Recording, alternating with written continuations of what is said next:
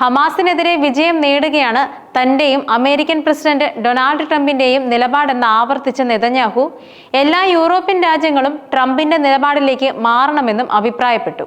യുദ്ധക്കെടുതിയിൽ തകർന്ന ഗാസ മുനമ്പിലേക്ക് കൂടുതൽ സഹായം എത്തിയില്ലെങ്കിൽ 48 മണിക്കൂറിനുള്ളിൽ 14,000 കുഞ്ഞുങ്ങൾ മരിക്കുമെന്നും ഐക്യരാഷ്ട്രസഭയുടെ മുന്നറിയിപ്പുണ്ടായി. അതിനിടെ 10 ആഴ്ച നീണ്ടുനിന്ന ഉപരോധത്തിനൊടുവിൽ ഗാസയിലേക്ക് ഇന്നലെ അവശ്യ വസ്തുക്കളുടെ 5 ട്രക്കുകൾ മാത്രമാണ് കടത്തിവിട്ടത്. പൂർണ്ണ ഉപരോധത്തിന് ശേഷം ഗാസയിലേക്ക് എത്തിയത് സമുദ്രത്തിലെ ഒരു തുള്ളി മാത്രമാണെന്നും UN മാനുഷിക മേധാവി ടോം ഫ്ലെച്ചർ പറഞ്ഞിരുന്നു.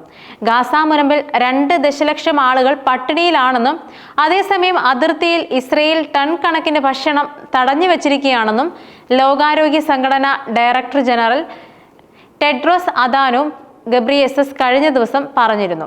എന്നാൽ ഉപരോധം അവസാനിച്ചുവെന്ന് നടിച്ച് ഇസ്രയേൽ പ്രധാനമന്ത്രി ബെഞ്ചമിൻ നെതന്യാഹു പുകമറ സൃഷ്ടിക്കുകയാണെന്ന് ഡോക്ടേഴ്സ് വിത്തൌട്ട് ബോർഡേഴ്സ് പറഞ്ഞു.